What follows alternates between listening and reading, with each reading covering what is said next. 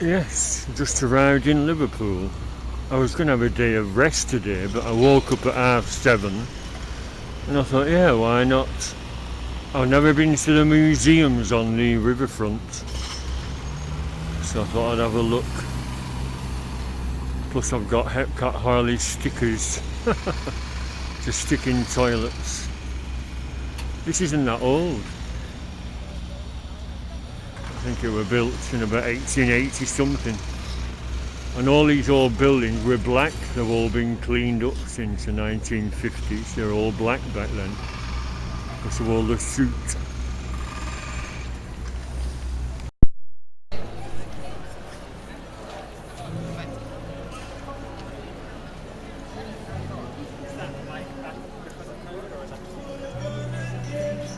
I like the architecture in Liverpool, but you can see all the gaps, and you know why there's gaps. Modern buildings and Victorian ones like this, because the Luftwaffe hammered this area with the bombs.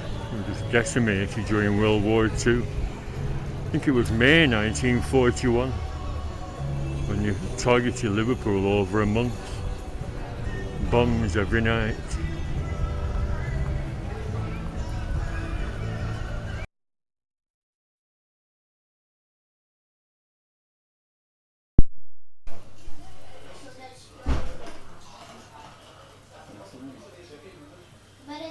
Yes, the Beatles sat in that bench.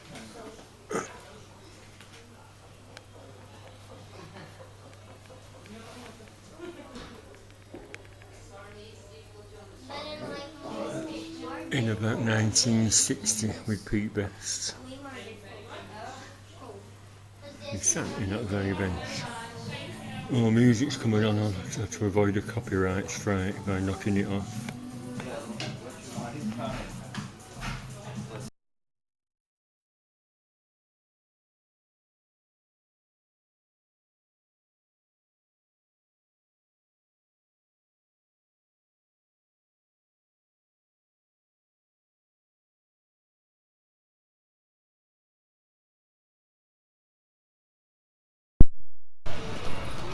Yes, Matthew Street. Just been in the grapes there where the Beatles used to drink, because the Cavern. This is the original entrance, all altered now of course. This is all built in 1984. But this is where the original entrance was. And in 1973 the Cavern was filled in. All the warehouses above were demolished. The Cavern was filled in. It kept going bust. And it was filled in because the council wanted to build a ventilation shaft for the underground railway which goes under the river. And despite appeals and sit-in protests, it was demolished, filled in, and the actual ventilation shaft project never materialised, so a load of bloody cobblers. And then the new Cavern was built in the early 80s. Close to the original apparently, but you can see how they've cashed in on everything. Cavern pub, Cavern club, Cavern restaurant, Turtle Bay. That's what all the warehouses would have looked like originally. Liverpool Beatles Museum, ran by Pete Best and his brother, the original drummer for 2 years. But King John, what's King John meant to be? I've not been in there. I'm going to take it easy with the beer today. That pump called the grapes, they are inside. Oh, really? Is the sandwich shop? Yeah. I thought you. Hey, we're talking here.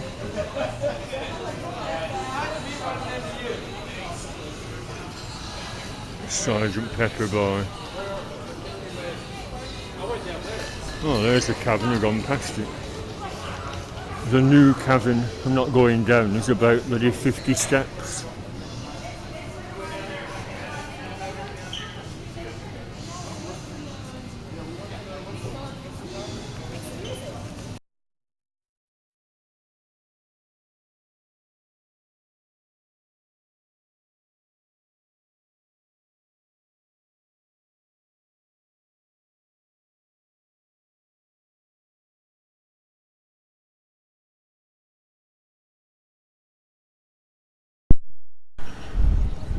Yes, the reason I've stopped here, yes, postcards.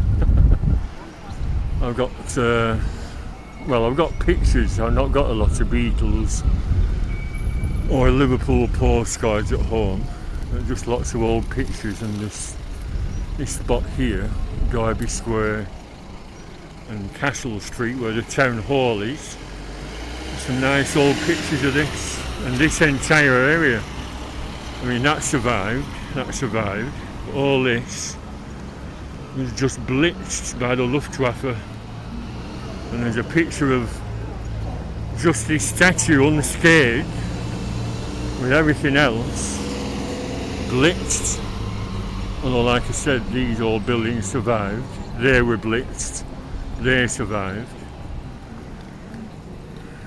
So he got hammered during the war, as you might expect, because we're near the seafront. All the docks got blitzed, you know.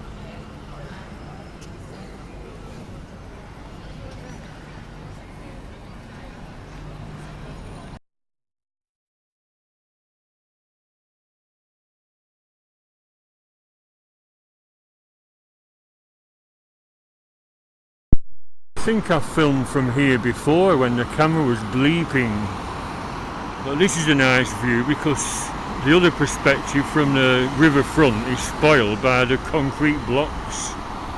There's a horrible thing here, another big black block there. The museum is there, can you see, sticking out. But all these are original buildings from Victorian times, and this was the office of the White Star Line. And when the Titanic sank, all the relatives came here for information. And you know what the White Star Line did? If you want the bodies repatriating back to Liverpool, you have to pay £100 each. And in 1912 that were a bloody fortune. So that's why a lot of the bodies are buried in America. It's in Newfoundland where a lot of them are buried. So the White Star Line offices, and it's now a hotel with a Titanic theme, as you'd expect. We're on a green for go. Oh, bloody hell. Steps.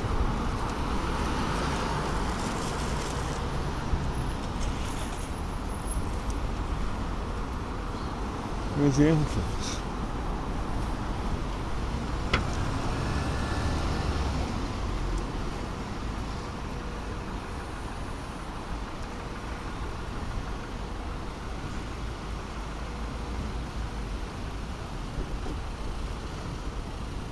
Where is the entrance? Oh, we've got the strike, 1:45. They say that them clock faces are bigger than Big Ben's.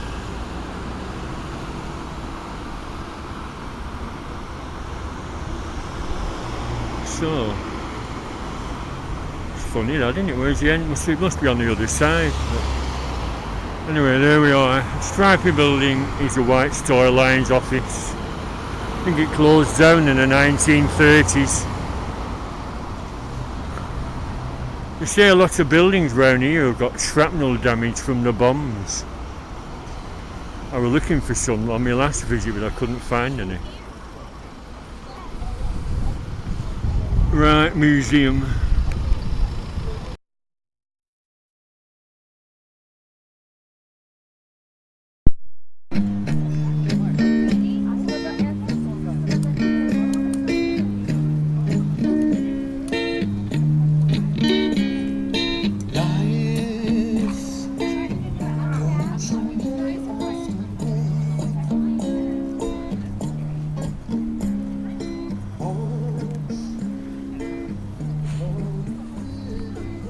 Seagull on top of King George's head.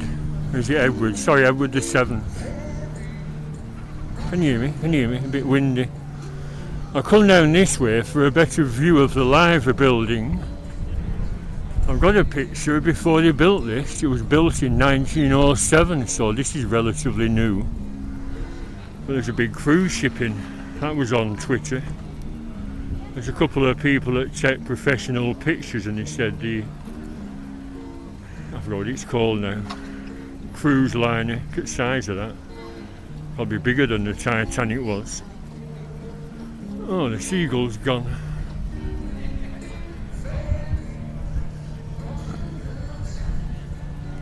I've got a picture of a worker sat on the back of that cormorant to give you a perspective of the size of them.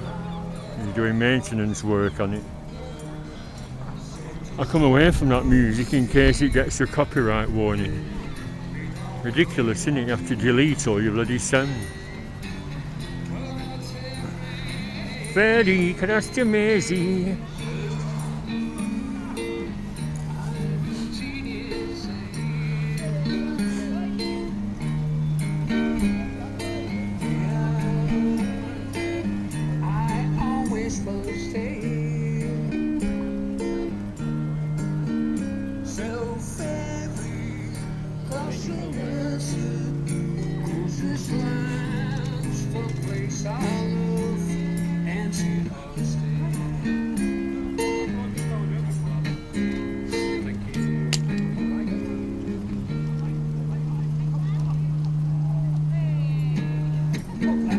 So I got a bit closer. A tour guide said there's a reason that George is speaking. And he said, come on one of my tours and I'll tell you. So what's George saying to Paul? And why is he carrying a cine camera? They're quite good likenesses though, aren't they? I've seen some rubbish statues in my time, but these are pretty good. Acorns in John's hand.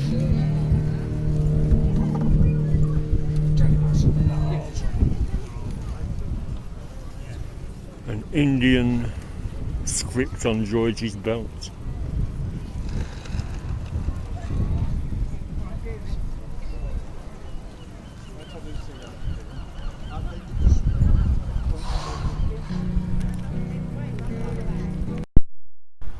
Closer view of the cruise ship. Enormous, that, isn't it?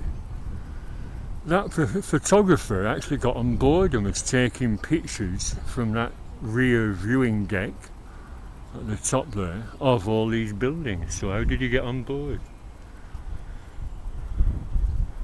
This is a memorial to all the crews of the heroes of the Marine Engine Room Memorial. That's all the ships that were sank during World War I and II. In fact, when they sank the Lusitania, U-boats torpedoed the Lusitania, and there were lots of Americans on board, and that's why the Americans joined World War I, they say. But there's controversy about that because it exploded. They said it was meant to be neutral, but it was actually an ammo ship full of ammunition, you know, being sent from America to the British Armed Forces. Therefore it was a legitimate target, according to the Germans. And the Germans actually put a warning in the New York Times saying, do not consider using the cruise ships because they will be torpedoed by other U-boats. And they did do.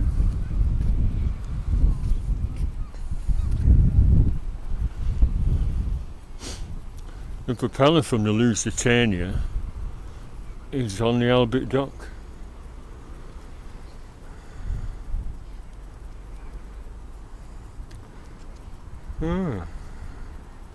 This is actually a memorial to the crew of the RMS Titanic. 244 engine room staff, and there's the stripy White Star Line building. Can you see White Star Line?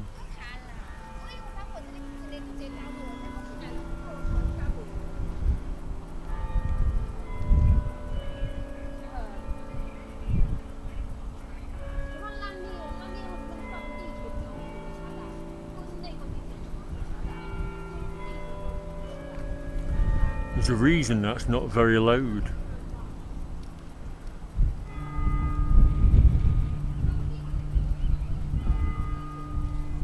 And the reason is, Big Ben down London has got a huge bell, whereas that is not bells, it's little like tuning forks that are amplified.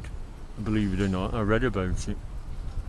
A series of little things, ping ping, and it's amplified, I'm not sure how. Seeing as it was built in 1907, I mean, they didn't have speakers back then, did they? I don't think. Anyway, museum, it's 2 o'clock, time's getting on.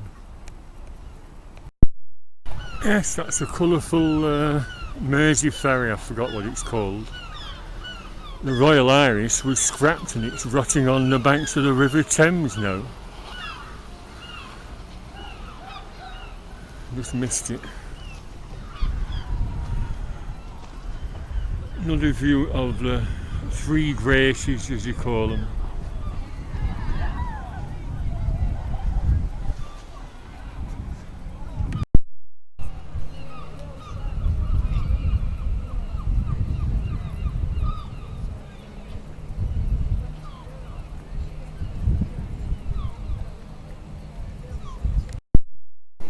They've got a preserved carriage from the Liverpool Overhead Railway, also known as the Dockers' Umbrella, because they used to walk to work down to the docks, sheltered from the bad weather under all the bridges, well, under the line.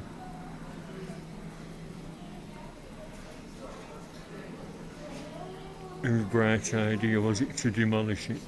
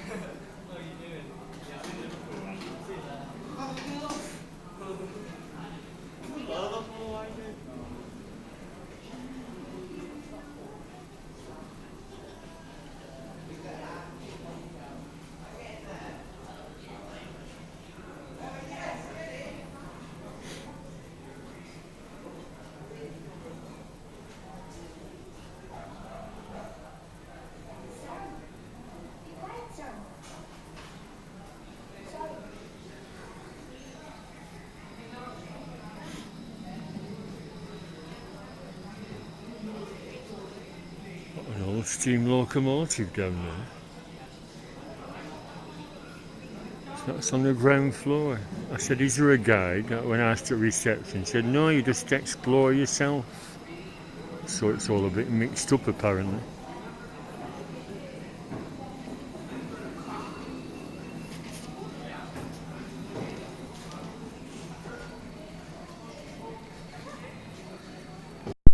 We're eye to eye with them. Oh, well, we gave them what for. With bullets and bayonets and sometimes anything else that came to hand. We really gave them it.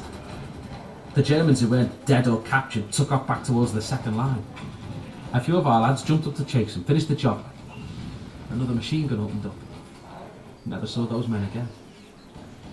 I sat down on the firing platform, lit a fag, checked myself for holes. Sometimes in an attack, men get hit bad and don't even realise it. For 2 days we held the German trench. While the sun shone through the day and the skylarks sang, and the smell of the dead out on the open ground got worse. Then we were relieved. And back behind our lines, an officer gave roll call. Over 50 men in our platoon had gone over the top. But just a handful of us were left to answer our names. And the new men here behind the lines asked me, what's it like out there? And I said, God of the wild by my cloud by Cavern. Ask him what it's like out there.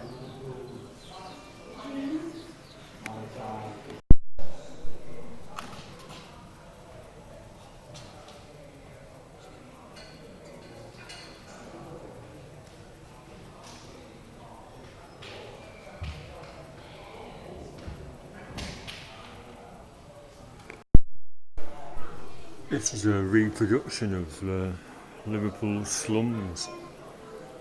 Creaky doors. Oops, sorry.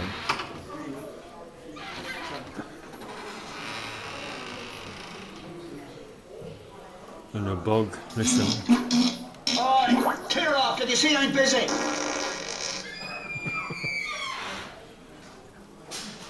For Saturday and Sunday, which I spent at that court, I always shudder at. I'm very sorry to think that. Although we're told the world is getting wiser, the Liverpool courts are getting no better. New laws empower the corporation to clear these dwellings, but their obsession with statistics saps their resolve.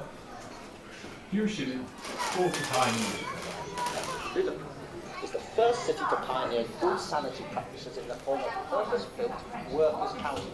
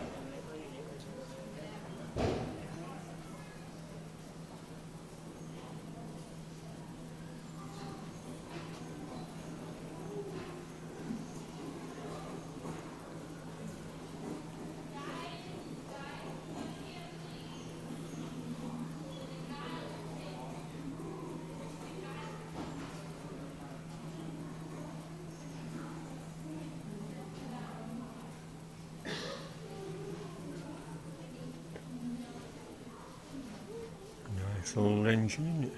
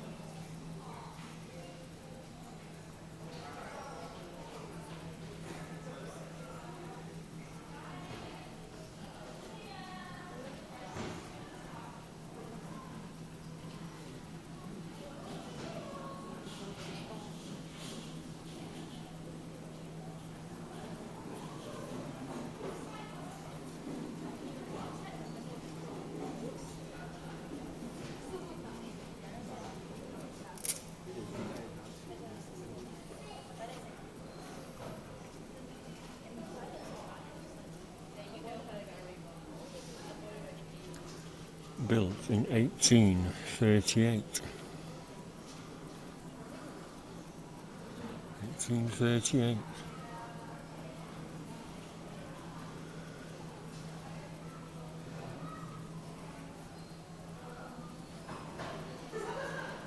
I should have adjusted the camera, but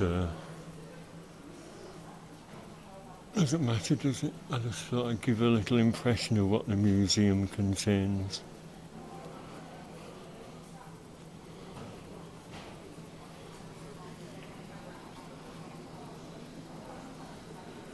Yeah, I've got a few pictures of the streets in Victorian times. Must have stunk of oil smoke.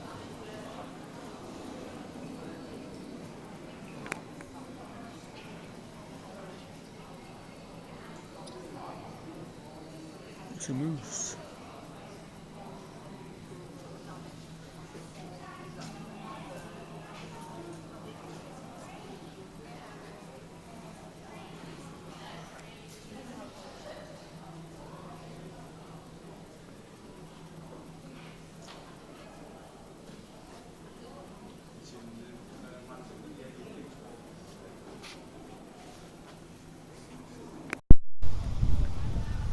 One of the dry docks for working on the relatively small ships. All defunct. That's the propeller of the Lusitania over there. trying to find a bloody cast point. Must be one nearby.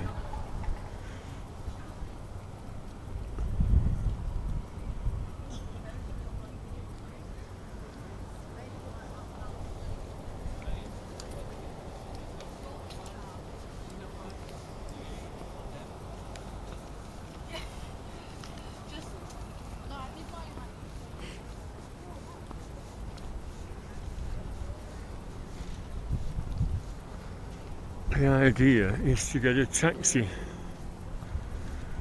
to the Ringo Starr pub called the Empress. I've never been there. See if it's open. Our Lusitania torpedoed 7th of May 1915. Loss of nearly 1,200 lives.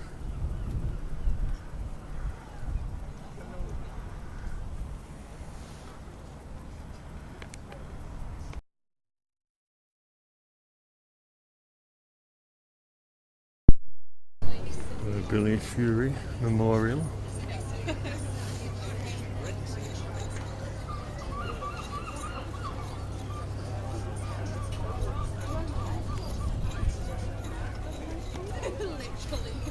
Poor Billy, only 42 when he died.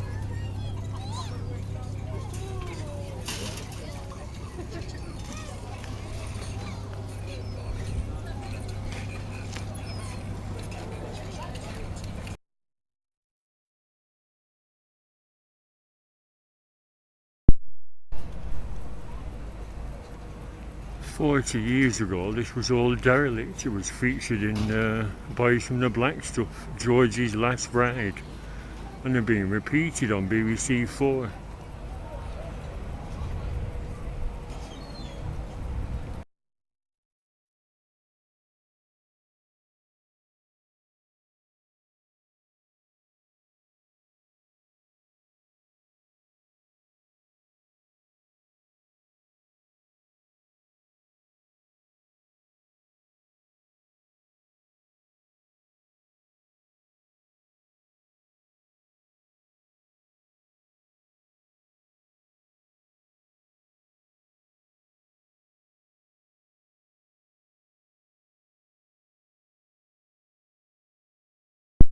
Well, I timed that well, didn't I? I just arrived at Ringo's pub, which is there, the Empress, in a taxi. And the reproduction Rolls Royce tour, which is 50 quid a person, has just pulled up because Ringo was born on this street, Madryn Street, where that silver van is, well, where the red car is. And this is a reproduction Rolls Royce. It's not the original is in America. It got sold for about 200 grand. It's a Phantom 5 and John Addy's painted by a gypsy caravan painter. Lovely that, isn't it? It's a very good faithful reproduction of John's original.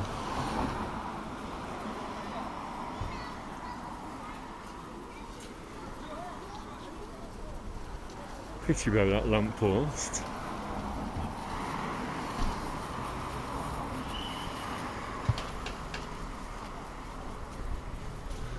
Very nice. I just said to the taxi driver, that's good timing. That would be good to impress a girl, wouldn't it? Take a bird out in that for a Beatles tour. Right, Ringo's pub, the Empress. It's never open. If it's open, I said I'll have a quick pint, but it's never open. And this is the Peace and Love on Kinmel Street. Peace and Love. When it was his birthday, it was 82 last Thursday. He said, everyone stop what you're doing at noon on my birthday, my 82nd birthday, and say peace and love. I thought, well, yeah, and then what?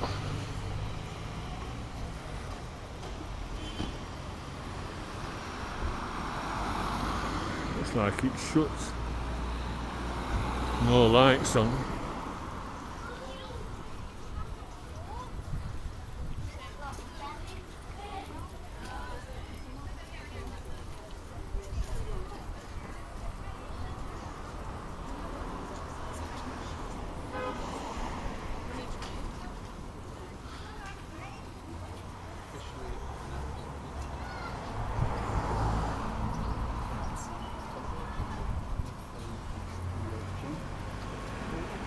Has this pub closed down, sorry? Do you know if it's not open anymore? It's open, yeah, it will be open in September. Really? September? Okay, thank you. That's why the murals. Have you seen the John Lennon Rolls Royce replica just pull up? Yeah, no, it's not the right model.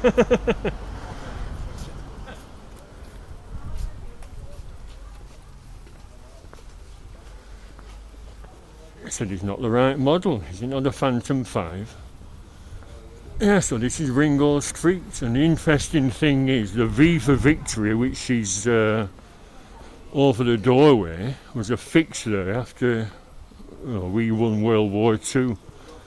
And it said in a fit of,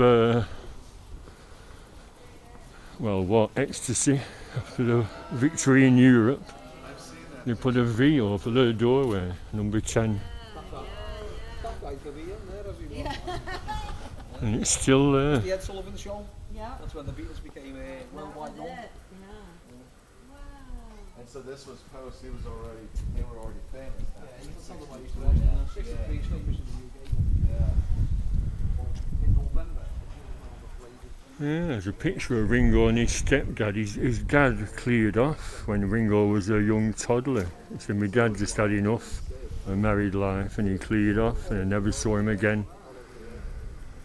What a shame. And his mum married again, a council worker called Harry Graves, and I met old Harry in 1992. As Ringo came back to do a concert at Liverpool Empire, July 1992, and I went to see him. And it was filmed for the Disney Channel. And a couple of weeks after, old Harry was there in the Beatles shop. I said, oh, hello Harry, is that you, Mr. Graves? Hello. I said, I went to see your Ringo a couple of weeks ago. That's right. I said, could I have a picture and your autograph? And he said, to Stephen, from Ringo's dad Harry, God bless. I thought, oh, the lovely old chap.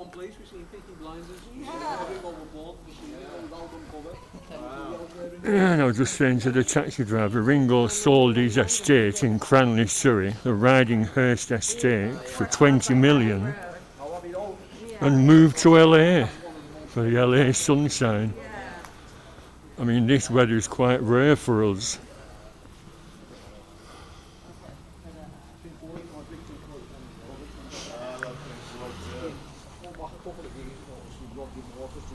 Oh, that is the most amazing. That is beyond a concert. So there we are, Ringo Street. I once got a like on Twitter from Ringo when I sent a picture from Butlins, what I found online. And I thought, wow, he's actually acknowledged something the fans do.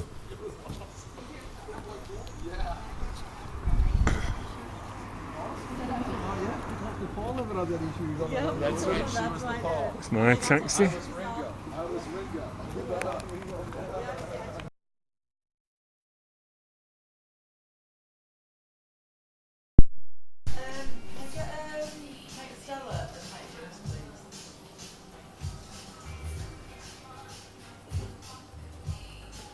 Yes, I'm in the same spot where Sean Lennon was a couple of months ago, and he had a pint of Guinness as well.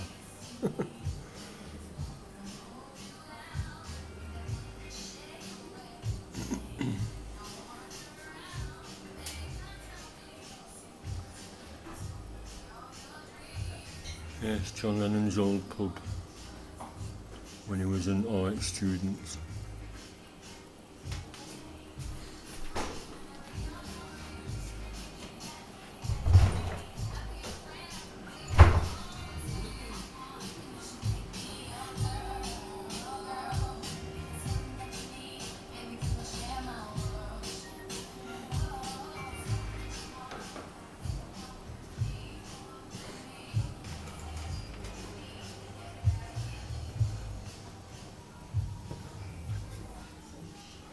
I like these little cubby holes from early Victorian times.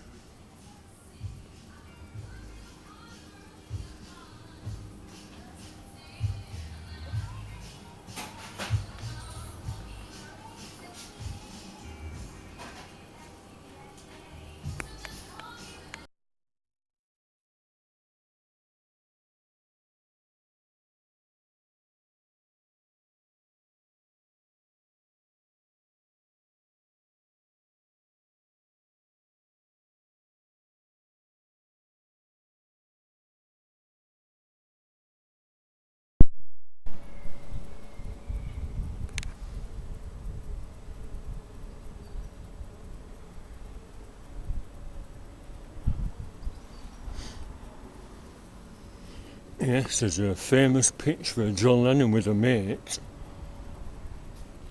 on this very doorstep with the same glass Holdings Beacon Ales, unspoilt, in about 1959. Same tiles on the wall. I know if you're not a Beatles nut, it's not very interesting, but there's also a picture of him and his wife-to-be, Cynthia, sat on that step.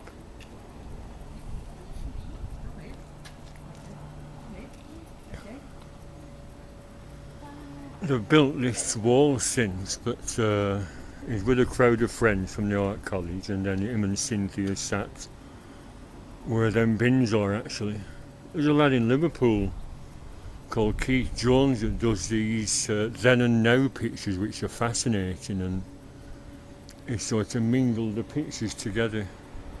John and Cynthia in 1959. And then the modern day Ye Crack. Pity they built that. It's all new build, that, isn't it? Nothing there in 1959. So John and his mate stood there, and then John and Cynthia sat there.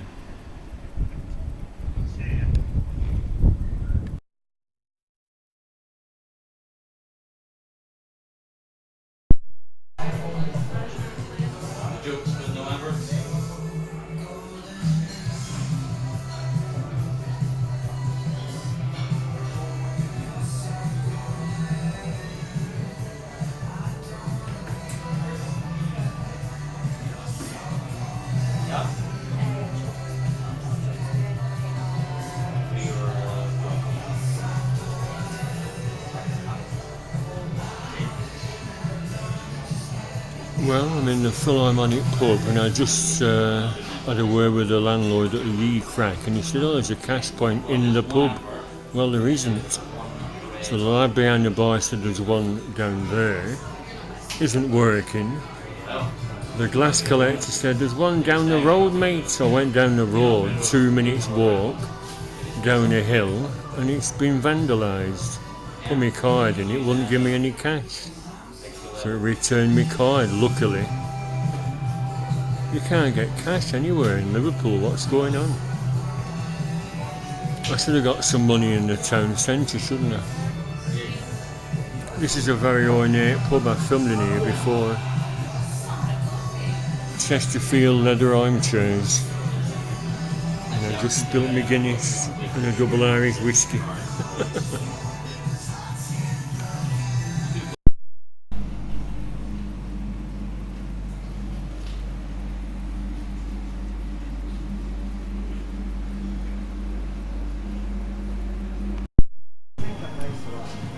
Yes, there were the ornate bongs with a sticker just applied. I brought some of Ian Hepcat Harley's stickers with me. Nice old pub, this, isn't it? Very ornate and very eccentric.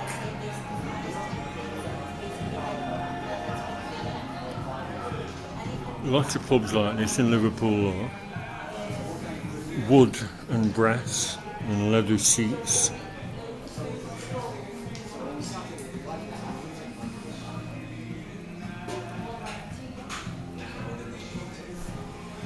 All this for a pub and dining rooms.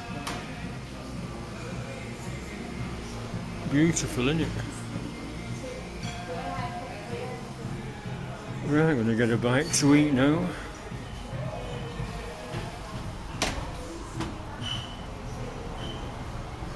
At this place, 1931 it's called. That's the Art Deco Liverpool Philharmonic, 1930 something.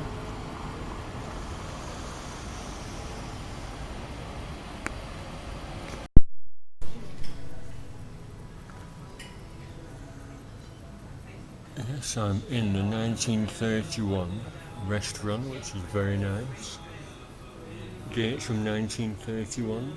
I like these old lights, but of course they're modern, aren't they, to look retro. And like I said, I brought some 1931 pennies because I collect old coins. I had some 1931 pennies in my collection. And I've sent this restaurant messages saying this. They might think I'm mad, but I said I've got a few coins, 1931. There's loads on eBay. You get loads of half crowns. One seller was selling 8 half crowns dated 1931. I said you can make them into key rings and give them to staff. And they didn't respond. So there's a pretty waitress who's serving me, so I'll see if she's interested in my little prezi for them. They might think I'm mad. I suppose I am. Yes, Philharmonic opposite. Very 1930s that, isn't it?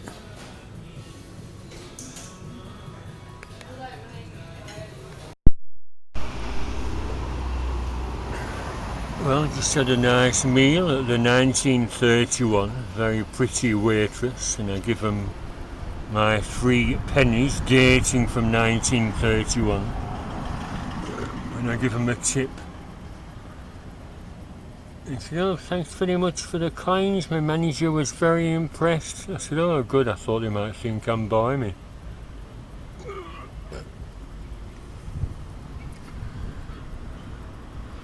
Nice, isn't it? Nice window display, Triumph Chopper. Well, should I go for the train or have another little wander around Liverpool? There's some lovely buildings. That's the Chinese across the road. It used to be called the Hard Wok. You get it? The Hard Wok Cafe. I'm not sure if it's still called that, we'll see. But this is an old Victorian building. There was all scaffolding around last time, 1927. You see. By appointment. It's now called, it's a bistro, but used to be a baker's. Flying the loaf, beef and bread. Nice old building, isn't it?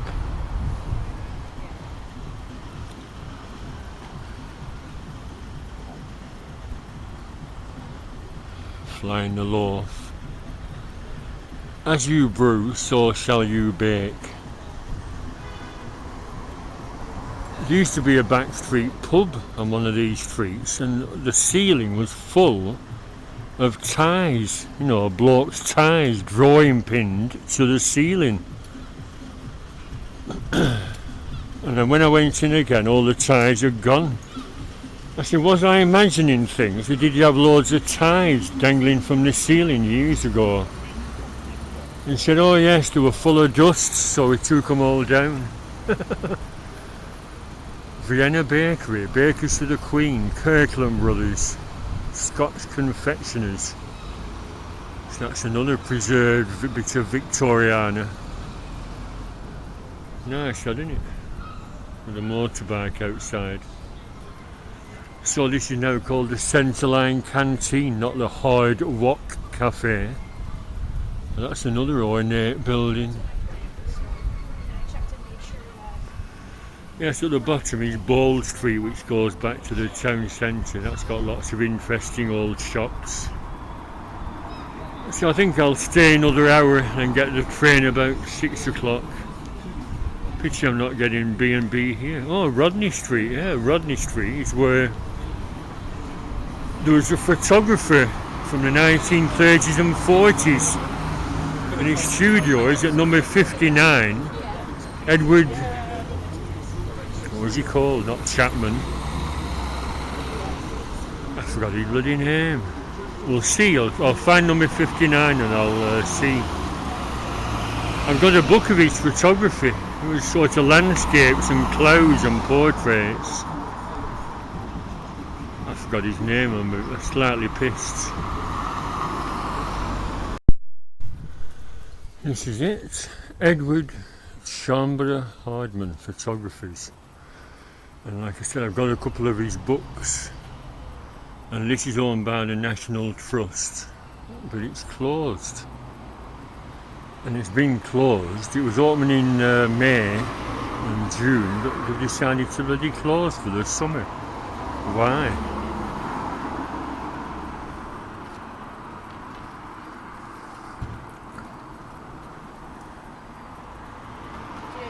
And it's been preserved from the 1930s inside. He died, but him and his wife lived here. And it said the kitchen was full of cereals and jars of stuff, you know, preserved on the shelf, so they've kept it just as he left it. He was a celebrated photographer, you know, he took portraits of the rich and famous and film stars and radio stars of that period, 1920s, 30s, 40s, 50s. And I think he died in the 1970s, aged about 80. I'm not sure, but because I'm into photography, I got a couple of his books. But you know, there's thousands of photographers, isn't there? He was into clouds and cloud formations, but you know, it's something that I'm not really an enthusiast of. I mean, clouds are clouds, aren't they? Nothing mysterious about them. Someone's pinched the numbers. Why?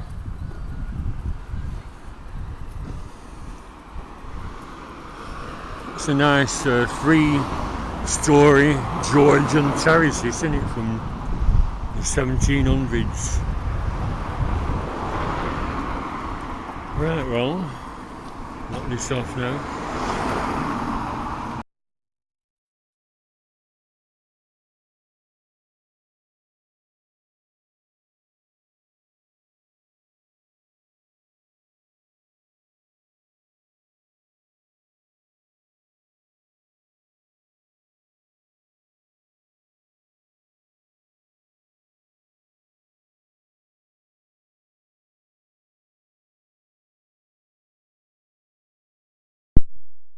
I should have kept the camera running because this is another elegant Georgian street just round the corner, Mount Street.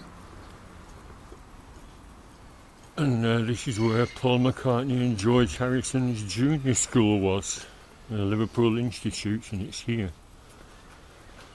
Dating from 1825.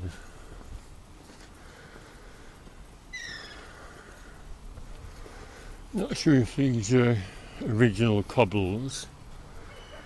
The cathedral there, not as old as you might think. It took about 80 years to complete the build. They kept getting different hold-ups for some reason. The Pilgrim, I wonder if that's a pub with all the ties. I said, where's all your ties gone?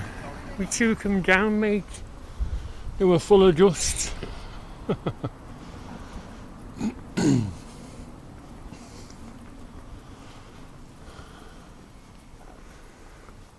Yes, George and Liverpool, 1700s.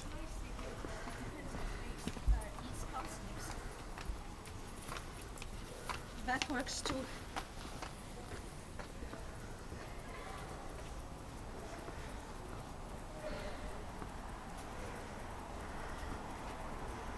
Nice houses, aren't they?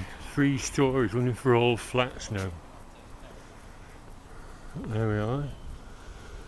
Paul McCartney and George Harrison's old school, along with Peter Sissons, the newsreader who's died about 5 years ago.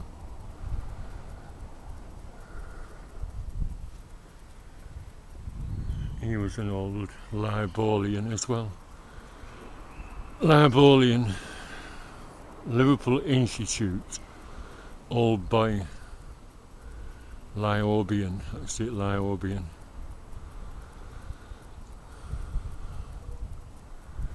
And that's the art college next door where John Lennon was a student.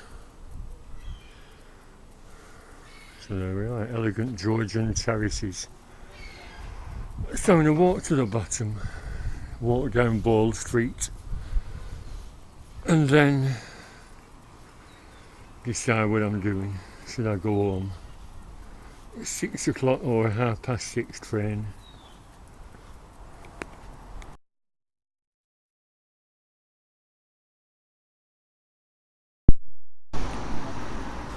This is the spot where a picture of John and Cynthia sat on the mate's Ford Popular car bonnet was taken in about 1958. And nothing's changed. The drain pipes are still here. The heavy cast iron fence is still there. But like I said, it's only a big deal because it's to do with the Beatles, isn't it?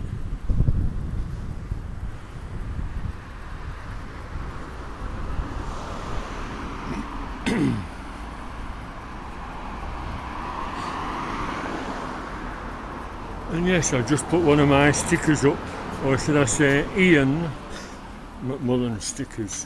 Blame him. Nothing's doing me. Nothing's doing me. That was a girls' school across the road called the Blackburn School for Girls. Blackburn with an E on the end. And of course this was an old boys' school, nothing but boys. They used to drool at all the girls jumping about in the playground in the 1950s.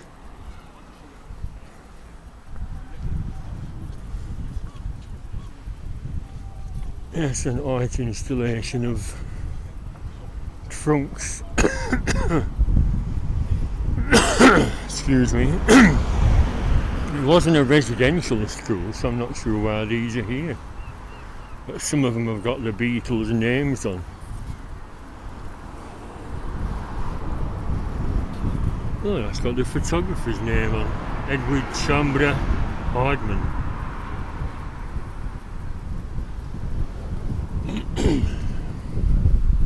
He wasn't an old boy.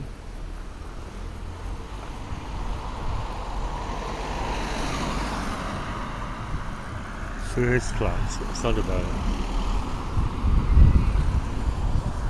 Nice area though, isn't it? Georgian elegance.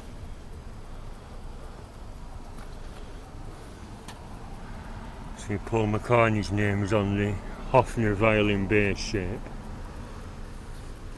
What about George? Stuart Sutcliffe. Where's George Harrison?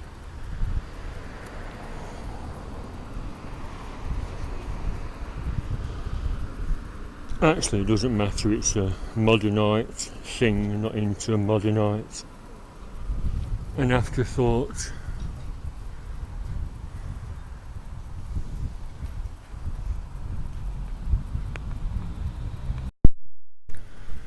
Yes, here we are again outside Ye Crack.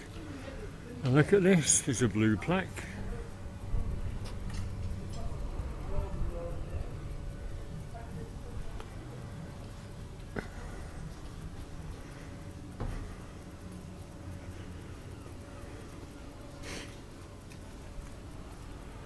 And another one here.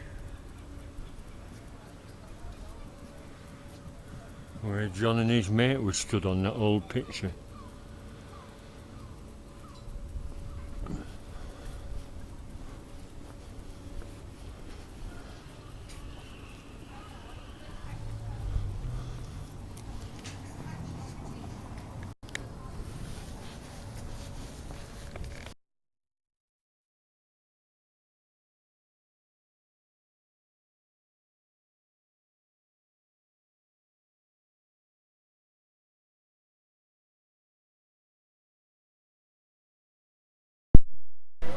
Right, we're on Slater Street, and this boy, the Jacaranda, was owned in the 1950s by Alan Williams, a little chap who I've met often at the Liverpool Fans Convention at the Adelphi many times. Used to buy him a few vodkas, and he lived to the age of 84.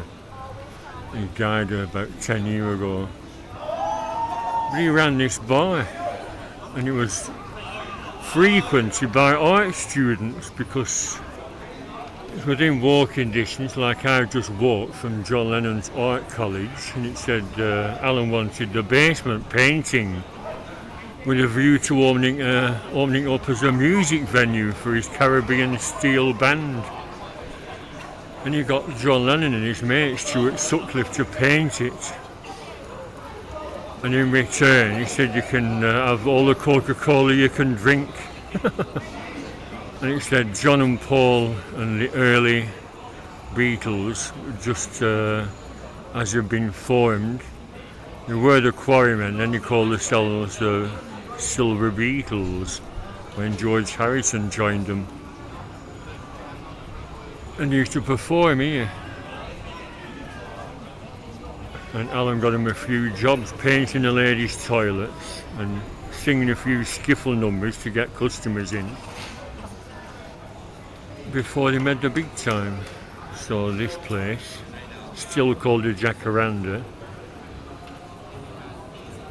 has got a place in the Beatles' history. Should I go and have a pint in it? I've no money left. Like I said, I still haven't found a bloody cash point. I'll ask if I can pay on my card. Okay, who's next? Yes. Bob, would you do one of your famous Cavern introductions for us? Okay, here goes, folks. Hi there, all you Cape dwellers. This is Bob Waller saying, welcome to the best of sellers. We've got the hi-fi high and the lights down low, so here we go with the Alan Williams Show.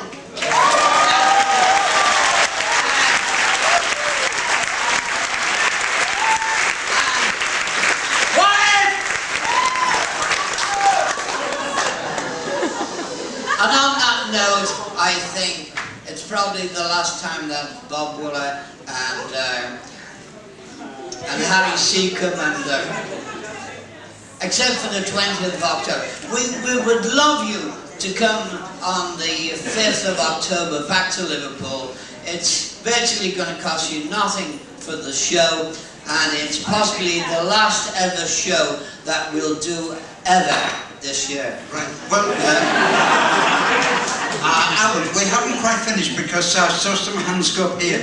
The hands will go up all bloody nice, yeah. Well, just a... I just asked the lady at the bar, I said, can I take some pictures of Stuart Sutcliffe and John Lennon's murals, please? They've been touched up over the years, but they're based on the originals from 1959. So John Lennon and his mate Stuart Sutcliffe painted these.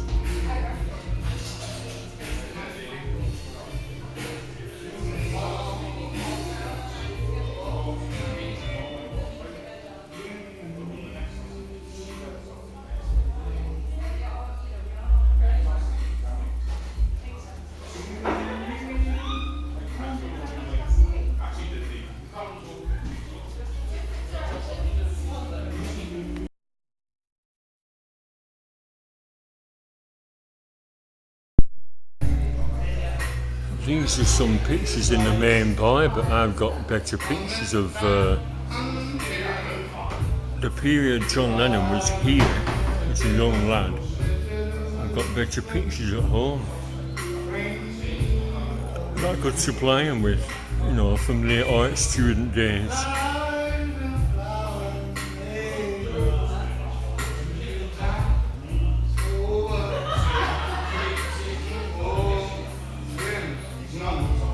Jacaranda.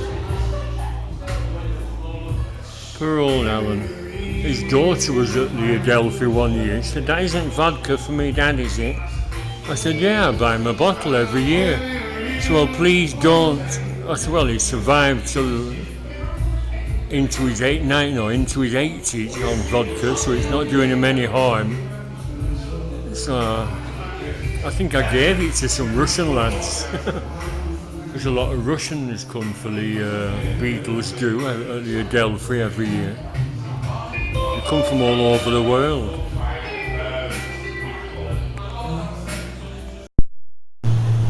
Yeah, Concert Street. Me and my mate Kevin came here till about 3 a.m. We come out of the Adelphi on Sunday night after the Beatles convention, and it was all over with.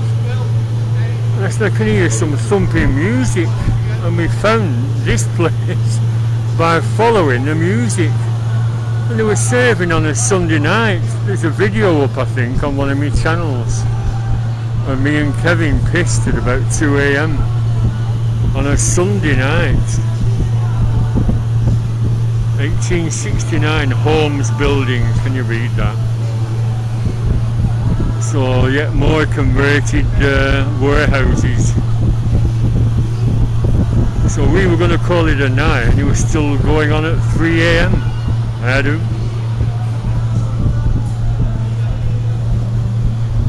Yeah, Liverpool, it's piss artist paradise.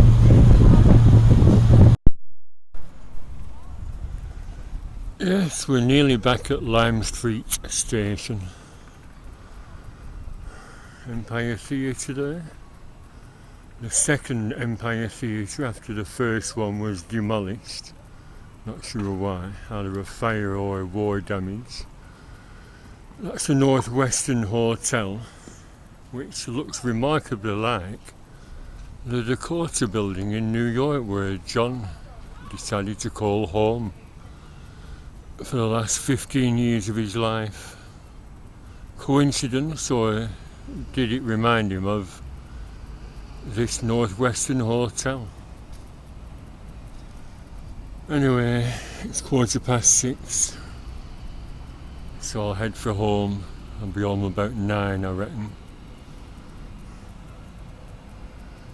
St. George's Hall again, all cleaned up. I like these lights. These lights have been here for a century. Uncorroded, unvandalised. I bet Drew Pritchard would pay £2 each for these.